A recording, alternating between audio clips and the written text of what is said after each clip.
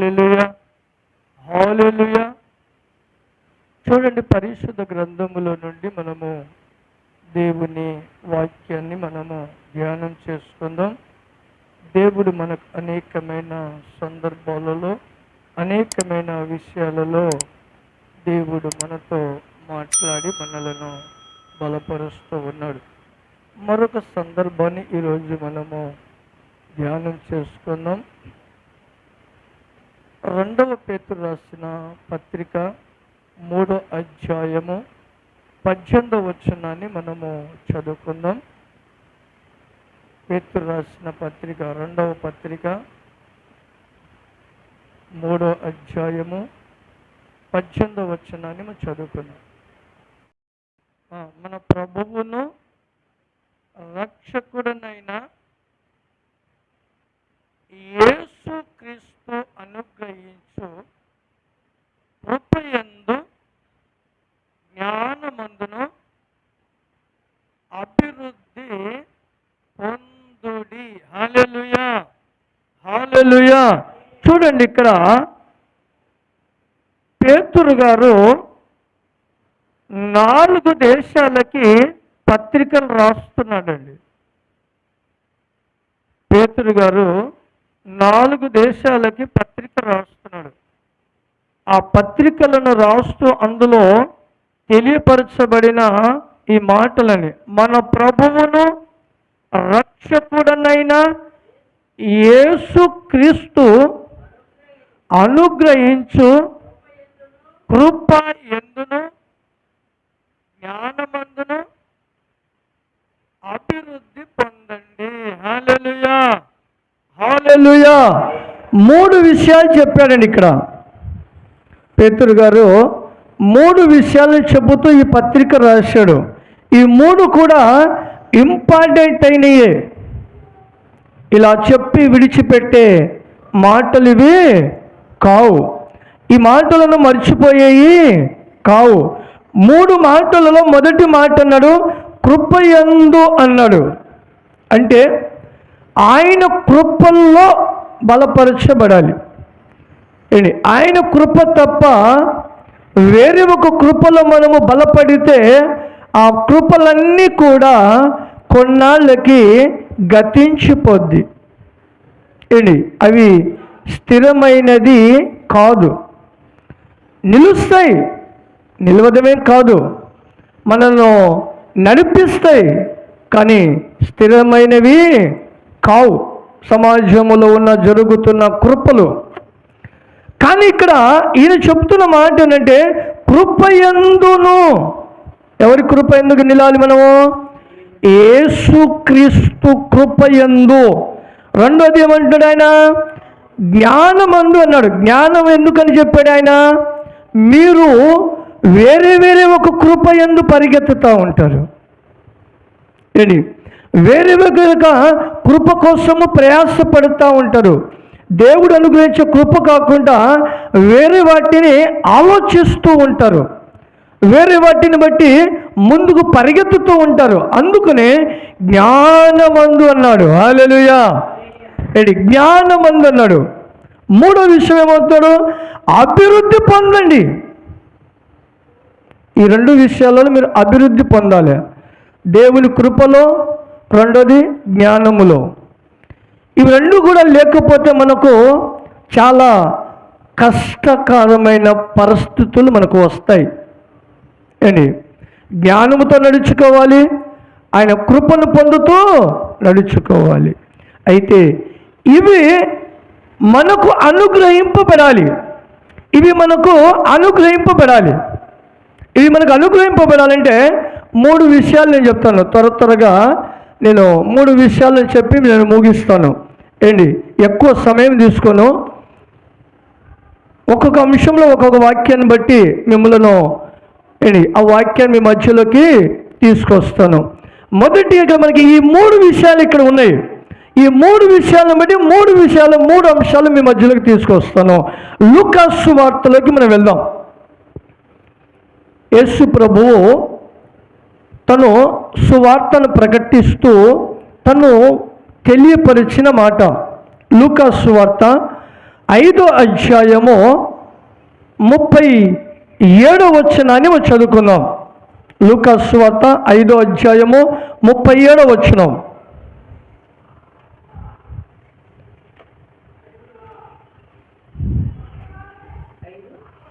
37వ వచనం. ఎవడును పాత తిత్తులలో కొత్త ద్రాక్షారసము పోయరు. పోసిన ఎడల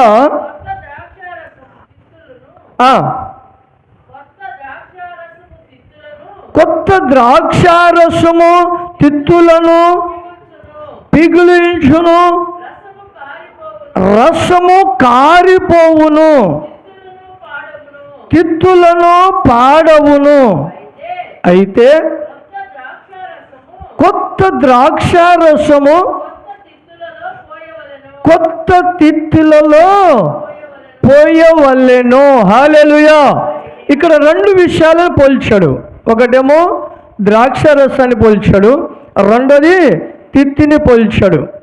ఈ రెండిట్లో మనం గమనిస్తే తిత్తి ఏమో మన శరీరానికి స్వాదిష్టముగా ఉంది, ద్రాక్షారసమేమో దేవుని ఆశీర్వాదానికి స్వాదిష్టముగా ఉంది. అయితే ఇప్పుడు ఈ రసము నిలవాలి, ద్రాక్షారసము నిలవాలి. ద్రాక్షారసము నిలవాలి అంటే ఏది కావాలి? ఇప్పుడు పాత తిత్తి అవసరము లేదు. ఒకవేళ పాత తిత్తి ఉందనుకో, అందులో కొత్త ద్రాక్షారసము పోస్తే అది వ్యర్థమైపోద్ది. అందుకనే కొత్త ద్రాక్షారసము పోయటానికి కొత్త తిత్తి కావాలి. కొత్త తిత్తి మన శరీరము, మన మనస్సు రెండిటికి స్వాదిష్టంగా ఉంది. మన మనస్సు నూతనముగా ఉండాలి, మన శరీరము నూతనముగా తీర్చబడినదై ఉండాలి. హల్లెలూయా. ఎప్పుడైతే అది లేకుండా ఉంటుందో దేవుని ఆశీర్వాదము నిలవదు. పాత జీవితం ఉందనుకోండి, పాత ఆలోచనలు ఉన్నాయనుకోండి, అప్పుడు ఈ దేవుని ఆశీర్వాదము, ఆయన కృప నిలవదు.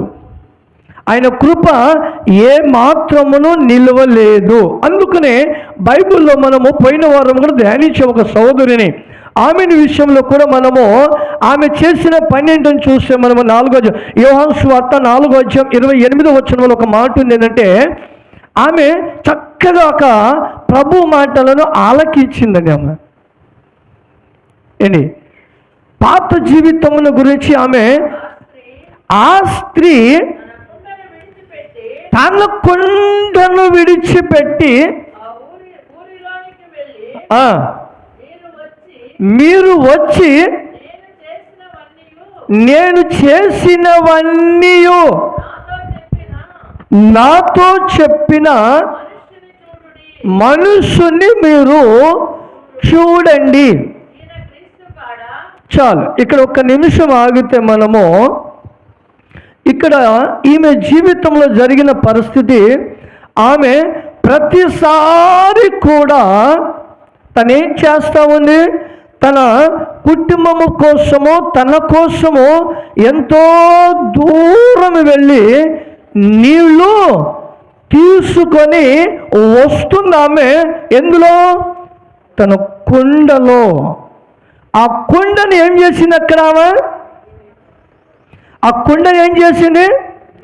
విడిచిపెట్టింది. హల్లెలూయా. ఎందుకని విడిచిపెట్టిన? ఆమె కుండ విడిచిపెట్టాల్సిన అవసరం ఏమొచ్చింది ఆమెకి? ప్రభు చెప్పాడు, ఆమె జీవన చరిత్రను గురించి తెలియపరిచాడు. ఆమె దాని పైన చదివినప్పుడు ఒకటి అడిగింది, అయ్యా నేను ఇంత దూరం వచ్చి నీళ్లు మోసుకురావటానికి నాకు ఎంతో కష్టముగా ఉంది అంటది ఆమె. ఇంత దూరం వచ్చి నేను నీళ్లు మోసుకొని రావడానికి నాకెంతో కష్టంగా ఉంది. అయితే ఆ నీళ్లు అంత దూరం వచ్చి నేను మోసుకురాకుండా నీళ్లను నాలోనే నువ్వు అనుగ్రహించవా అని అడిగింది. దేవునికి స్తోత్రం. హల్లెలూయా. ఆమె ఆ మాట అడిగినప్పుడు దేవుడు ఆమెతో తెలియపరిచాడని, ఆమె జీవనమును గురించి తెలియపరిచాడు, ఆమె పరిస్థితిని గురించి తెలియపరిచాడు. ఆమె సాక్ష్యం చెప్తుందండి. ఆమె సాక్ష్యం చెప్తుంది అక్కడికి వెళ్ళి, నేను చేసినవన్నీ కూడా ఆయన నాకు చెప్పాడు. హల్లెలూయా, హల్లెలూయా. ఆయన చేసినవన్నీ కూడా నా గురించి, నేను చేసిన అన్నీ ఆయన నాకు చెప్పాడు అని సాక్ష్యం పలుకుతుందండి. ఆమె సువార్తను ఆమె ప్రకటిస్తుందండి. అయితే ఈ రోజులలో మనం గమనించామనుకోండి, పరిస్థితులు ఎలా ఉన్నాయో తెలుసా?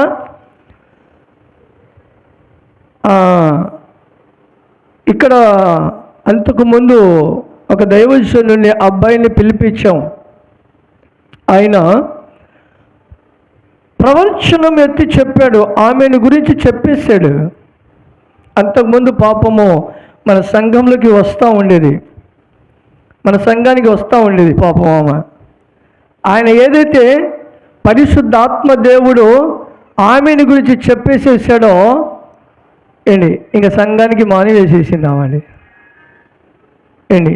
సంఘానికి మానేసేసి వేరొక సంఘానికి వెళుతుంది. ఇప్పుడు వెళ్ళిన నష్టమేం లేదు, ఎక్కడికి వెళ్ళినా ప్రభువే, అక్కడ కూడా గర్దిస్తాడు ఆయన. అక్కడికి వెళ్ళిన తర్వాత గర్దిస్తాడు.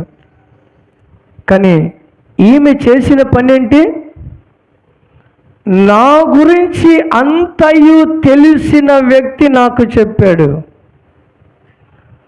ఆమెను గురించి తెలియపరచబడిన అన్ని చెప్పేసేసాడు. వెళ్ళి చెప్పబడిన మాటను విని ఆమె అక్కడే తన పాపపు కొండను విడిచిపెట్టేసింది. హల్లెలూయా. అక్కడే విడిచిపెట్టేసేసింది. మన పాత జీవితాలను కూడా, పాత స్వభావములను కూడా, పాత ఆలోచనలను కూడా మనము విడిచిపెట్టేవారిగా ఉండాలి. హల్లెలూయా. విడిచిపెట్టాలి. ఎప్పుడైతే ఆమె అది విడిచిపెట్టిందో ఈరోజు చరిత్రలలో నిలిచిపోయింది. దేవునికి స్తోత్రం. హల్లెలూయా. ఈరోజు ఆమె చరిత్రలో నిలిచిపోయి ఉంది. ఆమె ద్వారాగా జనాలు సంఖ్య లెక్కేసుకుంటే లెక్కకి రాని ప్రజలు ఆమె సాక్ష్యాన్ని విని ఆశీర్వదింపబడుతున్నారు. హల్లెలూయా. ఆమెను గురించి విన్నవారు లెక్కేస్తే సంఖ్యకు మించిపోయారు. మనం లెక్క వేయలేము. ఎందుకంటే ఈ పరిశుద్ధ గ్రంథాన్ని ఈ భూప్రపంచం యావత్తు విస్తరింపబడింది కనుక ఈ మాటలను అనేకులు విని ఆశీర్వదింపబడుతున్నారు కనుక అంతమందిని మనం లెక్క వేయలేము కూడా.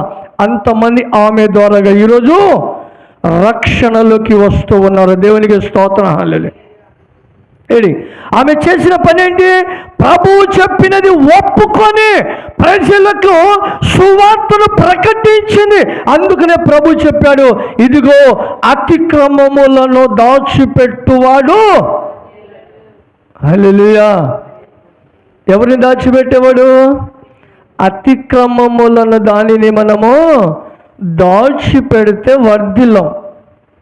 వర్ధిల్లాలి అంటే దేవుని కృప మనకి అవసరం. దేవుని కృప మనకి అవసరము కనుక ఈమె చేసిన పని ఏంటంటే పాత జీవితాన్ని విడిచిపెట్టేసింది. హల్లెలూయా. పాత జీవితాన్ని విడిచిపెట్టేసింది. మనము కూడా అటువంటి పాత జీవితాన్ని విడిచిపెట్టేవారిగా ఉండాలి. హల్లెలూయా. రెండో విషయాన్ని మీకు చెప్తాను, గమనించండి. రెండో విషయము ఇంకా ఇంపార్టెంట్ అయిన విషయం, మనకి 3 మాటలు చాలా ప్రాముఖ్యమైనవి. పరిశుద్ధాత్మ దేవుడు మనతో మాట్లాడుతున్న మాటలు. అపోస్తుల కార్యము 16వ అధ్యాయము 13వ వచనాన్ని మనము చదువుకుందాం. 16వ అధ్యాయము విశ్రాంతి దినమున గవిని దాటి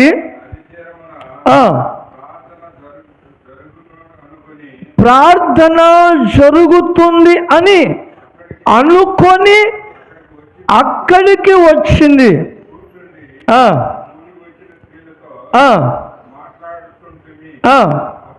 అప్పుడు దైవ భక్తి గల ఒక స్త్రీ వినుచు ఉండెను.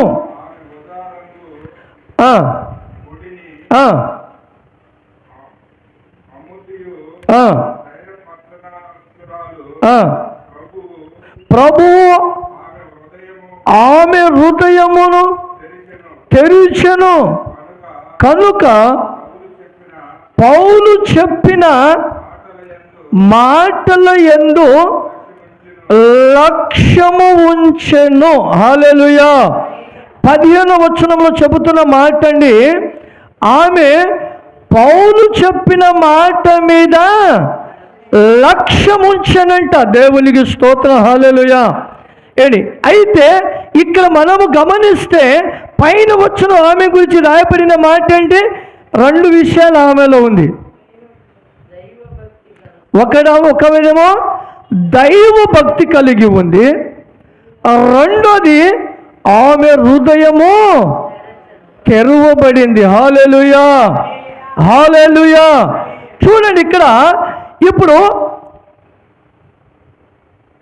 పౌలు గారు చెప్పిన మాట మీద లక్ష్య పెట్టినామా? ఆయన చెప్పినది పరిశుద్ధాత్మ ద్వారాగా మాత్రమే తను మాట్లాడాడు.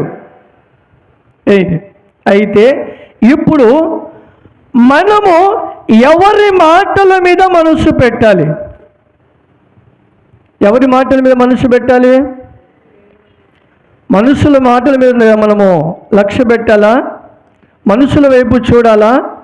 పరిశుద్ధాత్మ దేవుడు మనతో ఏమని మాట్లాడుతూ ఉన్నాడు? ఆయన మాటలలో ఏ సత్యము ఉంది? ఆయన మనతో మాట్లాడినప్పుడు, ఆయన మనతో గర్దింపు మాటలు మాట్లాడినప్పుడు ఆ మాటలను మనము మన హృదయములో ఉంచుకోవాలా? దానిని విడిచిపెట్టేవారిగా ఉండాలా? ఇప్పుడు ఇక్కడ మాట్లాడుతుంది పరిశుద్ధాత్మ దేవుడా లేకపోతే మన సొంత మాటలా? పరిశుద్ధాత్మ దేవుని మాటలు మాత్రమే. అయితే పరిశుద్ధాత్మ దేవుడు మాట్లాడినప్పుడు మన హృదయము తెరువబడి ఉందా? ఆలోచించండి. మన హృదయము తెరువబడి ఉందా? దేవుడు మాట్లాడినప్పుడు హృదయము కదిలింపబడిందా? దేవుడు ఎన్నోసార్లు మాట్లాడుతూ ఉంటాడు. ఆయన ఎన్నో సందర్భాలలో మాట్లాడాడు. క్రమములను గురించి, ఆసక్తిని బట్టి, ఆశీర్వాదము కోసము, కృపల కోసము దేవుడు మాట్లాడుతూ ఉన్నాడు.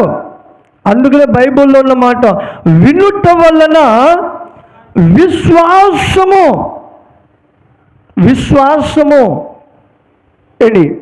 ఎంతవరకు మనకు వచ్చింది? విశ్వాసము రావాలి. దేవుని మాటలు వచ్చినప్పుడు మనలో విశ్వాసము రావాలి. విశ్వాసము లేకుండా ఏప్రిల్ రాసిన పత్రికలు అన్నాడు, విశ్వాసము లేకుండా దేవునికి ఇష్టుడై ఉండుట అసాధ్యము. హల్లెలూయా. ఏమవుట? దేవుడికి ఇష్టుడై ఉండుట. దేవుడికి నువ్వు ఇష్టురాలుగా ఉండాలి. దేవుడికి నీకు ఇష్టురాలుగా కనపడాలి. నువ్వు ఇష్టమైన వ్యక్తిగా నువ్వు దేవుడికి ఉంటే దేవుడు నీకప్పుడు కృప అనుగ్రహిస్తాడు. ఆయనకి ఇష్టానుసారంగా లేకపోతే కృప ఇస్తాడా? దేవుడు కృప ఇస్తాడు ఆయన ఇష్టానుసారంగా లేకపోతే? మనకి ఇప్పుడు ఇష్టమైన వ్యక్తులు లేరనుకోండి, వారిని మనం పిలిచి మనం ఏమైనా ఇస్తామా? ఏమి కూడా మనము ఇవ్వలేము. సమాజంలో చూస్తున్నాం, అప్పులు తీసుకునేటప్పుడు ఎగ్గొట్టేవాడు వ్యక్తి ఉన్నాడు అనుకో, వాడికి ఇస్తామా మనం? వాని దగ్గరికే రానివ్వం. నమ్మకంగా ఇచ్చాడనుకో, నమ్మకంగా కట్టాడనుకో, వారికి ఏం చేస్తారు? పిలిచిస్తారు. హల్లెలూయా. పిలిచి వారిని ఇస్తారు. అలాగే తాత్కాలికమైనది 4 రోజులు గతించిపోయే వాటి మీద అంత కఠినముగా ఉంటే యుగ యుగముల వరకు మనము నిలిచిపోయి మనము ఆయన వారసులుగా ఏర్పరచబడిన మనము ఆయన మాటల మీద మనం ఎంత లక్ష్య పెట్టాలి? ఆయన మాటల మీద మనము ఎంత లక్ష్యము పెట్టాలి? ఆమె ఏం చెప్తుందండి?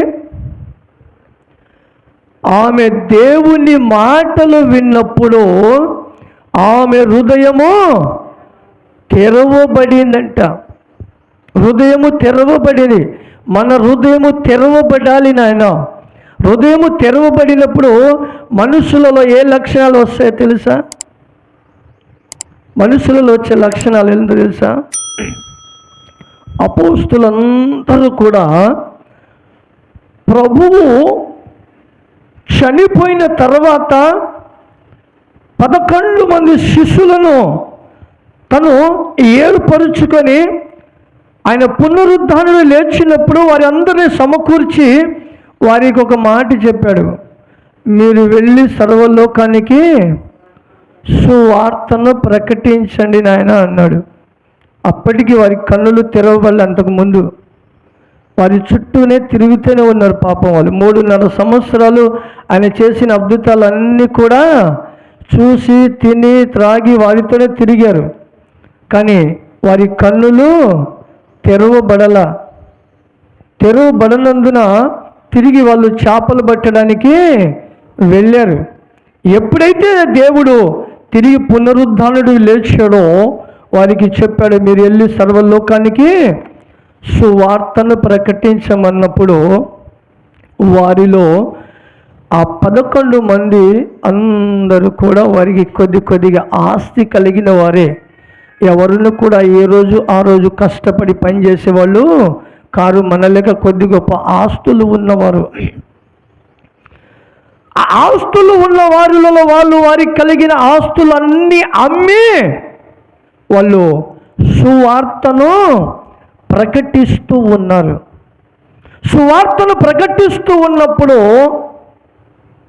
అననీయ కూడా ఒక చక్కనైన ఒక పని చేశాడు. ఆయనకు కూడా ఇదే సువార్త ప్రకటింపబడింది. దేవుని సువార్త ప్రకటింపబడాలంటే కలిగిన వాటిలో నుండి మీరు దేవుడికి ఇవ్వండి అని చెప్పినప్పుడు అననీయ ఏం చేశాడు? అందులో కాస్త దాచుకున్నాడు. ఎందుకని దాచుకున్నాడు? ఆయన కన్నులు తెరవబడలే. తన హృదయము తెరవబడలేదండి. తన హృదయము తెరవబడనందున తను చేయజాలని పనిని చేసేసాడు. హల్లెలూయా. అందుకనే మనుషులు చూసే వాటిను దేవుడు చూసే వాటిని చాలా వ్యత్యాసాలు ఉంటాయండి. అయితే ఎవరి హృదయము తెరవబడిందో దేవుని మాట వచ్చినప్పుడు మన హృదయము తెరవబడాలి. జనులందరూ చూస్తూ ఉన్నారు, ఈ వ్యక్తి భయంకరమైన పాపి అంటున్నారు. హల్లెలూయా. జనాలందరూ ఏమంటున్నారు? ఇతను భయంకరమైన పాపి. అతన్ని గురించి ప్రభు తెలియపరచబడంగానే ఆయన అంటున్న మాట చూడండి. లూకా సువార్త 19వ అధ్యాయము 7వ వచనము. అందరూ ఇతను పాపి అయిన మనుష్యుని యొద్ద అలాగున సొనిగిరంట అండి. దేవునికి స్తోత్రం. హల్లెలూయా. చూశారండి, ఇతను పాపి అయిన వ్యక్తి దగ్గరికి ఎందుకు వెళ్తున్నాడు? ఇతను వీళ్ళేమో పరిశుద్ధులుగా ఉన్నట్లుగా దేవుడే వారి దగ్గరికి వెళ్ళి అతనే ఒక భయంకరమైన పాపాత్ముడిలాగా ఆయనని ఎంచుకున్నారు. అయితే వీళ్ళు చూస్తున్నది దేనిని? పై రూపము చూస్తున్నారు. పైరూపము చూస్తూ ఉన్నారు. కానీ అతడు వెళ్ళినాక ఆయన చెప్పిన మాట చదువునికి కింద, జక్కయ్య నిలువబడి, ఇదిగో ప్రభువా, నా ఆస్తిలో సగము పేదలకు ఇచ్చుచున్నాను. నేను ఎవని యొద్దనైనను అన్యాయముగా అతనికి 4 అంతలు నేను మరలా వారికి చెల్లింతునని ప్రభువుతో చెప్పెను. హల్లెలూయా. ఏం చేశాడండి? ఆయనను గురించి తెలియపరచబడినప్పుడు ప్రభు వెళ్ళి మాట్లాడంగానే ఆయన హృదయము తెరువబడింది. హల్లెలూయా. హృదయము తెరువబడింది. హృదయము తెరువబడంగానే ఆయన చేసిన పని ఏంటి? నేను అన్యాయముగా తీసుకున్న వాటిని ఏమైనా ఉంటే నేను వాటిని 4 అంతలుగా వారికి రిటర్న్ చెల్లిస్తాను. అన్యాయమైన ఈ రోజుల్లో సమాజంలో జరుగుతుందని చక్రవడ్డీలు ఇంకా కొంతమంది చెప్తుంటారు న్యాయంగా తీసుకుంటామని. న్యాయం అంటే తెలుసా అండి?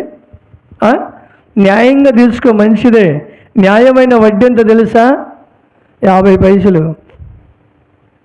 న్యాయమైన వడ్డీ 50 పైసలు. బ్యాంకులోకి వెళ్ళి అడుగు, తీసుకో, వద్దన్నట్లా. 80 అయింది కదా, పోనీ 80 పైసలు వేసుకో, ₹1 వేసుకో.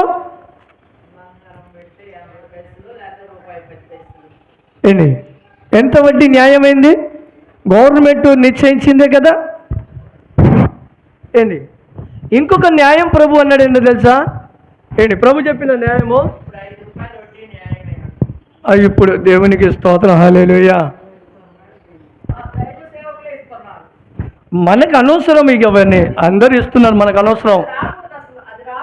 దేవునికి అన్యాయమైన దేవుని సన్నిధిలో మనకు కావలసిన వాక్యములు దేవుడను నీకు దేవుడు ఆశీర్వదించిన తర్వాత నీకు చేతనైతే సాయం చేయి. ప్రభువు ఇచ్చినది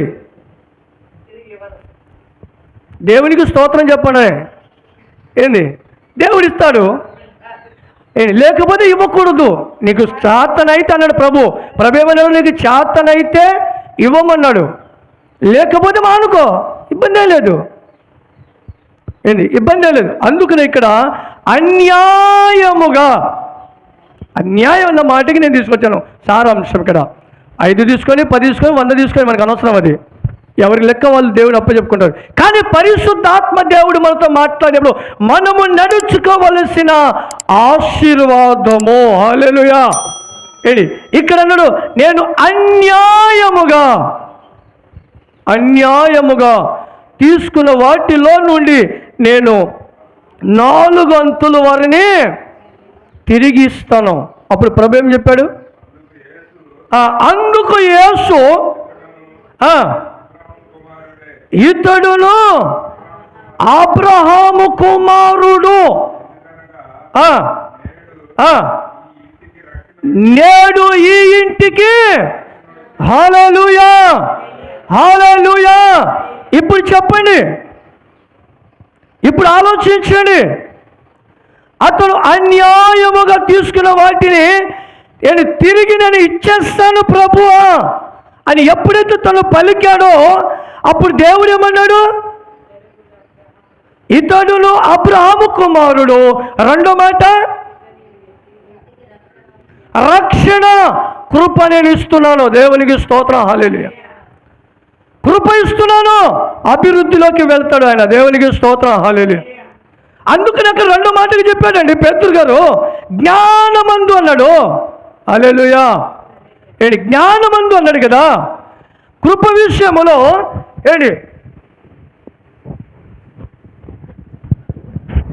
కృప విషయములో జ్ఞానమని చెప్పాడు కదా అక్కడ మనకి. అంతగా చెప్పాడు కదా. జ్ఞానమందు అన్నాడు, మీరు అభివృద్ధి పొందమన్నాడు ఆయన. హల్లెలూయా.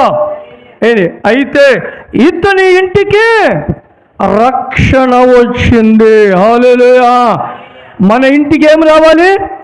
ఆశీర్వాదము రావాలి. ఆయన కృప మనకు అనుగ్రహింపబడాలి. ఆయన ఆశీర్వాదము మనకు అనుగ్రహింపబడాలి అంటే రెండో పని ఏం చేయాలి? హృదయము తెరవబడాలి. హల్లెలూయా. హృదయము తెరవబడాలి. హృదయము ఆమెది తెరవబడినప్పుడు అప్పుడు చెప్తున్న మాట చూడే 15వ వచనం ఏమంటున్నావా? 16వ అధ్యాయం 15వ వచనము.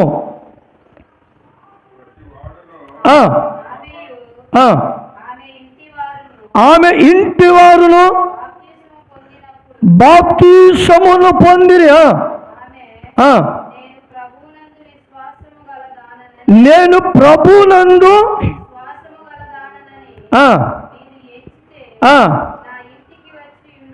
హల్లెలూయా. ఎలా కట్టేసిందో చూశారు దైవజనుని. దైవజను ఎలా కట్టేసిందో ఆమె హృదయము తెరవబడింది. ప్రభు శక్తినంటూ ఎరిగింది, ప్రభు కృపను ఎరిగింది, దేవుళ్ళో ఉన్న కృపను ఎరిగింది. అప్పుడు అంటున్నావా బాప్తిసములు పొందేసేసిందని. ఈరోజు బాప్తిసములు పొందడానికి ఆలోచన చేస్తుంటారు. మరి ఎందుకో? దేవుని రాకడ ఎప్పుడు ఉంటుందో మనకి తెలియదు, కానీ రక్షణను ఆలస్యం చేస్తూ ఉంటారు. ఈమె ఎప్పుడైతే ఆ దైవజనుని మాట వినిందో, తన హృదయము తెరవబడిందో, ఎమ్మటే బాప్తిసం పొందేసేసిందండి. హల్లెలూయా. బాప్తిసము పొందిన తర్వాత ఆమె అంటుంది, ఇదిగో నేను, చూడండి, నేను మీ దృష్టికి విశ్వాసము గల దానినిగా ఎంచితే నా ఇంటికి రండి. హల్లెలూయా. ఇంకా కదులుతాడండి ఆయన, కదులుతాడండి ఆ వ్యక్తి. ఎలా కట్టేసిందో చూసారా? అమ్మా నీవు విశ్వాసం గల దాని కాదు అని చెప్తాడు ఆయన. ఆ విశ్వాసం లేదని ఆమెను గురించి చెబితే ఆమె బాప్తిసం ఎలా పొందిందండి? ఆమెలో ఉన్న విశ్వాసాన్ని బట్టి అక్కడే కట్టబడ్డాడు. దేవునికి స్తోత్రం. హల్లెలూయా. ఒక మనుష్యుడు కట్టబడ్డాడంటే మన దేవుడు మన అవసరాలను బట్టి దాటి వెళ్ళని దేవుడు. హల్లెలూయా. మన పరిస్థితులను బట్టి ఆయన దాటి వెళ్ళడు. ఒక మనుషుడు కట్టబడ్డాడంటే మన దేవుడు కూడా ఖచ్చితంగా ఆయన కట్టబడతాడు. మన అవసరాలు తీర్చబడినంత వరకు దాటి వెళ్ళడు. హల్లెలూయా. హల్లెలూయా. అవసరాల నిమిత్తము ఆయన మోకరించి కూర్చుంటే సమయము తెల్లవారిపోతుంది. ఆయన అంటున్నాడు, అయ్యా నన్ను ఇప్పటికైనా విడిచిపెట్టమంటే నన్ను ఆశీర్వదిస్తానే కానీ నేను నిన్ను వెళ్ళిపోయాడు మన దేవుడు. వెళ్ళిపోయాడు అక్కడ. విడిచిపెట్టి వెళ్ళాడా? నీ ప్రార్థన నాకు చాలులే, నీ ప్రార్థన నాకు వినపడింది, నువ్వు భలేగా ఉన్నావులే అని చెప్పి దేవుడు వెళ్ళిపోయాడని ఆశీర్వదించిందాక అక్కడి నుంచి కదల్ల దేవుడు. దేవునికి స్తోత్రం. హల్లెలూయా.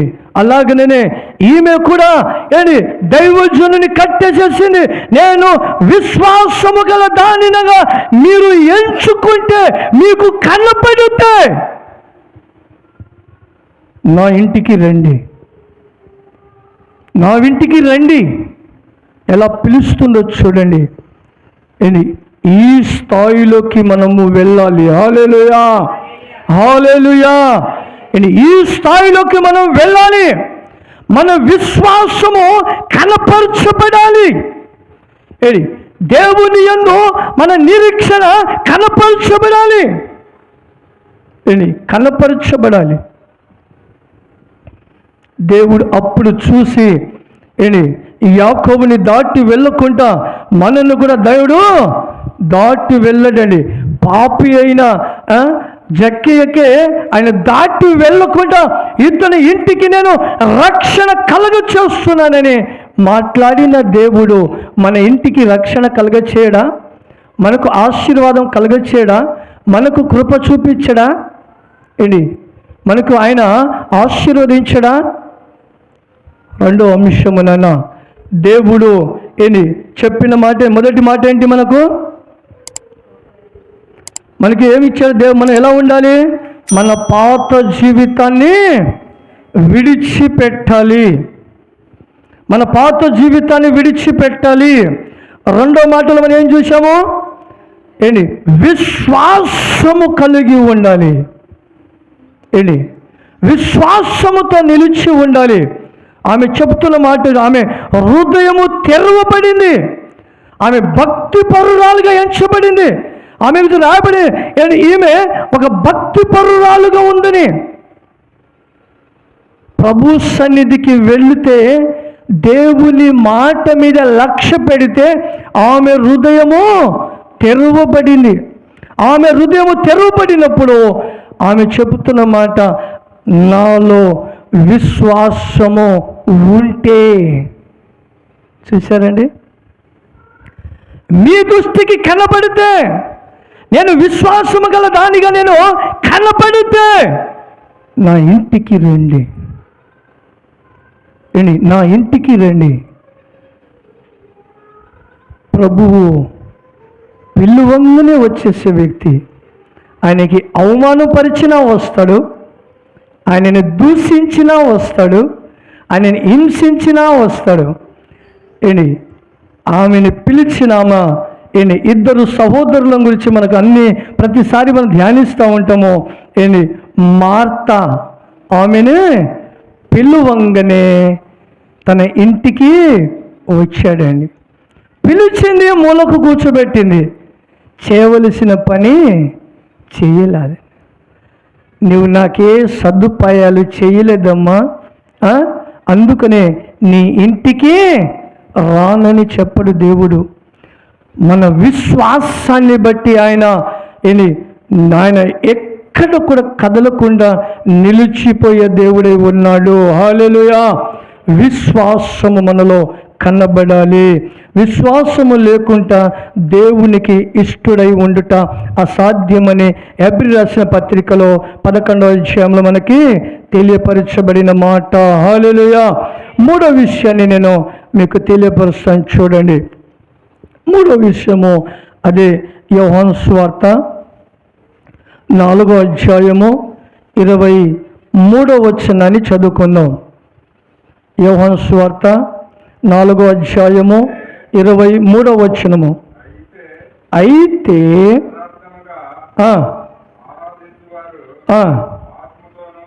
ఆత్మతోనూ సత్యముతోనూ ఆరాధించు కాలము వచ్చుచున్నది, వచ్చే ఉన్నది అంటాడు. 2 సార్లు అంటాడు. చదువున్నాను. అది ఇప్పుడును వచ్చే ఉన్నది. హల్లెలూయా! హల్లెలూయా! ఇంకొక మీకు మంచి ఒక వాక్యం చూపిస్తాను.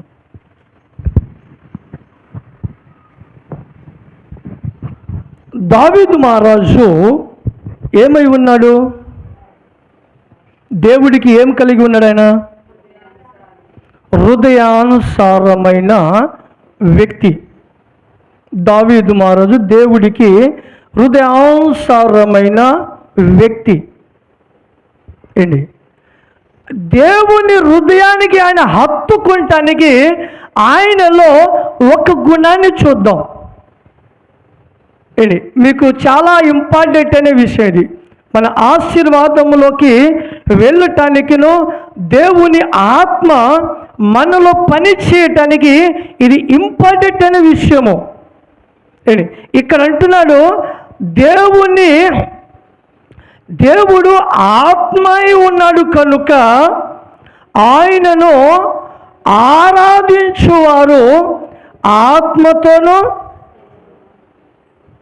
ఆత్మతోనూ సత్యముతో ఆరాధించాలి. ఆయనని ఆరాధించకుండా పరిశుద్ధాత్మ మనలోకి రాడు. పరిశుద్ధాత్మ దేవుడు మనలోకి రాడు.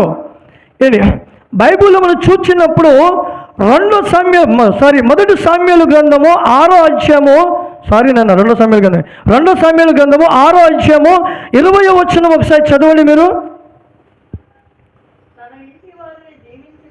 తన ఇంటి వారిని దీవించుటకు దావీదు తిరిగి రాగా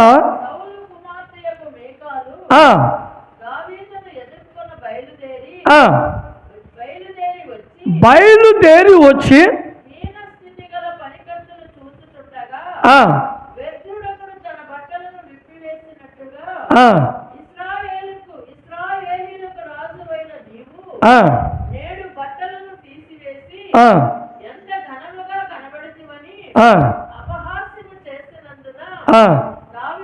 దావీదు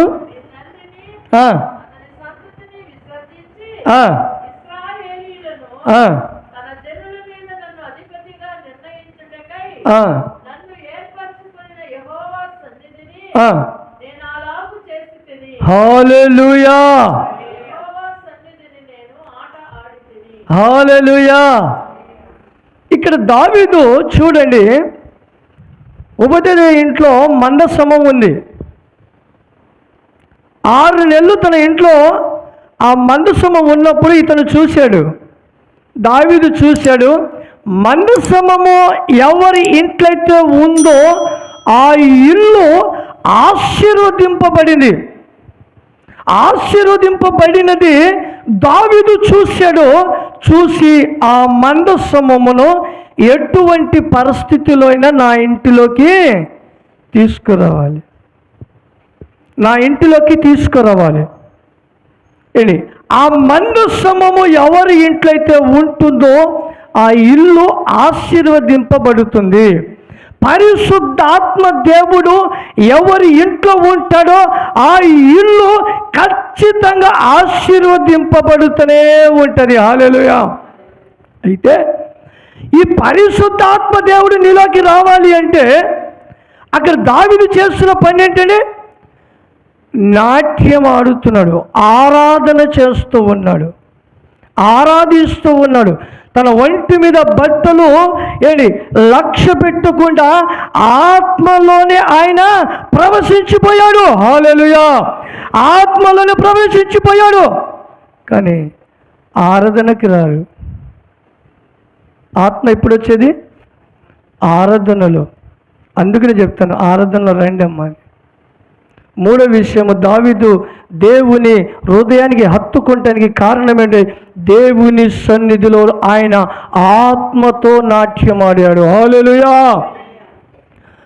ఆత్మతో ఆయన దేవుని సన్నిధిలో నాట్యం ఆడుతూ ఉన్నాడు. తన ఒంటి మీద బట్టలు ఆయన లక్ష్య పెట్టుకుంటా. కన్నులు తెరవబడిన దరిద్రాలు అంటుంది, తన వైపు చూస్తున్నాను, నేను రాజుని కదా, రాణిని అని. నువ్వు రాజువి, నువ్వు రాజువి, దీనస్థితిలో ఇలా నాట్యం ఆడుతావని అని తన పలుబడిని చూస్తుంది. తన వైపు చూస్తున్నావా? ఆయన చూస్తుంది ఏంటంటే, నేను ఒకప్పుడు దీనస్థితిలో ఉన్నవాడును, నేను ఒకప్పుడు దీనస్థితిలో ఉన్నవాడును. నా దేవుడు ఈరోజు నాకు ఈ స్థాయిలో తీస్తే నేను మర్చిపోగలుగుతానా? నేను ఒక్కనే రాజు అనుకున్నా? భూప్రపంచం మీద అనేకమైన రాజులు ఉన్నారు, అందరికీ రారాజు ఆయన. దేవునికి స్తోత్రం. హల్లెలూయా. అందరికీ రారాజు ఆయన. ఆయన గుర్తెరిగాడు, ఆయన గుర్తెరిగాడు. తనకున్న పలుకుబడిని పక్కన పడేసేసాడు. దేవుని ఎదుట తనని పక్కన పడేసేసాడు, నాట్యం ఆడాడు. ఈరోజు కూడా మనం గమనించాలి, మనకి ఎంతనే ఉండవచ్చు, ధన ధాన్యం ఉండొచ్చు, పలికిబడి ఉండొచ్చు, దేవుడి కంటే అసాధ్యమైన ఏమైనా ఉందా? అవన్నీ పక్కన పడేసేసాల దేవుని సన్నిధిలో. మనం ఈరోజు మనం వెళ్తున్నాము ప్రభు సన్నిధిలో, ప్రభుతో మనము గడవటానికి, ప్రభుతో గడవడానికి, ప్రభు సన్నిధిలో ఉండటానికి అని ఆయన సన్నిధిలో మనము ఆరాధించే వారిగా ఉండాలి. ఆరాధించాలి ప్రభును. ఆరాధించకుండా ఆత్మ దిగి రాదు. ఆత్మలో మనం ప్రవేశించాలి. అపోస్తుల కార్యం 2వ అధ్యాయంలో ఉంటుంది. అందరూ ఒక మేడ గదిలో కూర్చొని దేవుని సన్నిధిలో కూర్చున్నప్పుడు ఆకాశము నుండి ఒక గొప్ప అగ్నితో గాలి దిగి వచ్చింది. పరిశుద్ధాత్మ దేవుడు దిగి వచ్చి ఒక్కొక్కరి మీద వాళ్ళగా ఏమయ్యారు? వాళ్ళు వాక్ శక్తిని పొందారు. హల్లెలూయా! వాక్ శక్తిని పొందారు. ఏంటి? పరిశుద్ధాత్మ శక్తిని మనం పొందగలుగుతాము. పరిశుద్ధాత్మని మనం శక్తిని పొందాలంటే ఖచ్చితంగా మనం ఆరాధనలో ఉండాలి. హల్లెలూయా! ఆరాధించాలి. ఆరాధించినప్పుడు ఆ ఆత్మ, ఆ ప్రభావము మన ఇంట్లోకి వెళితే, ఆ అభిషేకము మన ఇంట్లోకి వెళితే ఇంట్లో ఉన్న చీకటి వెళ్ళిపోద్ది. హల్లెలూయా! ఇంట్లో ఉన్న చీకటి వెళ్ళిపోద్ది. ఆ చీకటి ఇంకా ప్రవహించడానికి పరిశుద్ధాత్మ దేవుడు మనలో పని చేయట్లేదని అర్థం. పరిశుద్ధాత్మ దేవుడు పని చేస్తే, అగ్ని ఎక్కడ ఉంటే ఖచ్చితంగా చీకటి ఆ ప్రాంతంలో రాదు. వెలుగు వస్తే చీకటి ఉంటుందా? గమనించండి. వెలుగుంటే చీకటి ఉంటుందా?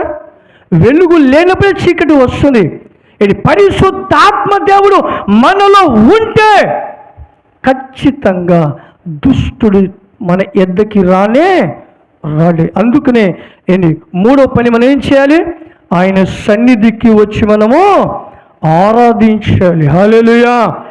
ఆరాధించాలి, ఆత్మతో ఆరాధించాలి. అందుకనే యోహాను సువార్తలో అన్నాడు, ఆయనను ఆరాధించువారు ఆత్మతోనూ సత్యముతో. ఆత్మ దిగి రావాలి మన పైకి, ఆత్మతో నింపబడాలి మనము. ఆత్మ కార్యము దేవుడు చేయాలి. హల్లెలూయా! అందుకనే ఈ మూడు విషయాల్లో పేతురు రాసిన పత్రికలో పేతురు గారు ఆయన తెలియపరిచిన మూడు విషయాలు. మొదటిది కృప, రెండోది జ్ఞానము. జ్ఞానములో నువ్వు అభివృద్ధి పొందాలి. నీకు అభివృద్ధి నీకు రావాలి. కృప నీకు రావాలి.